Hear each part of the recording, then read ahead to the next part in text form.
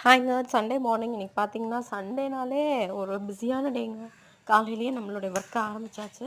வெண்ணெய் பார்த்தீங்கன்னா, நெறைய இருந்துச்சுங்க. வீட்ல வாங்கி நம்ம பால் காய்ச்சறதுல எடுத்து வச்சிருந்த வெண்ணெய். ஸோ, இன்னைக்கு அதெல்லாம் காய்ச்சிருவோம் அப்டின்ட்டு ஃபர்ஸ்ட்டு ஃப்ரிட்ஜில தண்ணி வச்சு எடுத்து காய்ச்சினேங்க.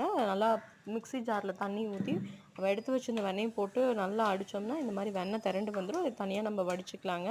எவ்ளோ பார்த்தீங்களா? வெண்ணெய் நல்லா கெட்டியா இருக்குதுங்க. நல்லா பால் எங்க சைடு வர்ற பால்காரரு குடுக்குறது. ரொம்ப நல்லா இருந்துச்சுங்க.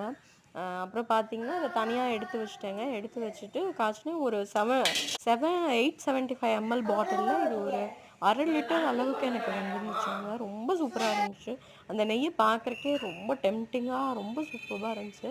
பாருங்க நல்லா நுர விட்டு இந்த மாரி நல்லா தெளிஞ்சு வந்ததுக்கப்புறம், ஆறுனதுக்கப்புறம் எடுத்து வடிச்சு ஒரு பாட்டில் அதுவும் கண்ணாடி பாட்டில்ல வச்சுடுங்கங்க. ரொம்ப நாளைக்கு நல்லாருக்கும். ட்ரை பண்ணி பாருங்க.